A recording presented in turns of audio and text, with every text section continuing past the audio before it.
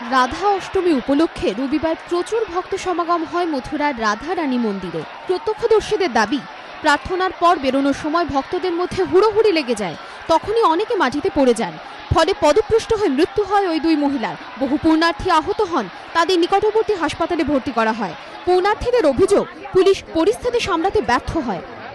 Only police को प्रशासन होना चाहिए, सबको होना चाहिए। पुलिस कर्मी जो खड़े हैं वो फैन के आगे खड़े क्योंकि उनको गर्मी लग रही है और बाकी लोगों को जो ये सब हो रहा है उनको कोई लेना देना नहीं है। इवन वो कोनिया मार के दूसरों को ही दबा रहे हैं। यहाँ की जो अर्थव्यवस्था है, जो पुलिस प्रशासन की अर्थव्यवस्था है, सबसे घटिया है।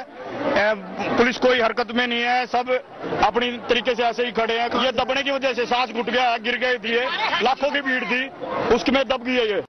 যদিও পদপিষ্ট হয়ে মৃত্যুর কথা অস্বীকার করেছে জেলা প্রশাসন। মথুরা গ্রামীণ এলাকার পুলিশ সুপার এ.কে. রায় বলেন, ওই দুই মহিলা 100টি সিঁড়ি পেরিয়ে মন্দিরে ওঠেন, ফলে হৃদরোগে আক্রান্ত হন দুই মহিলা।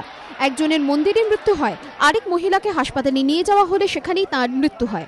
ইতিমধ্যেই ঘটনা নিয়ে শুরু হয়েছে রাজনৈতিক চাপানুতোর। ঘটনা তদন্ত দাবি করেছে কংগ্রেস। এবিপি আনন্দ।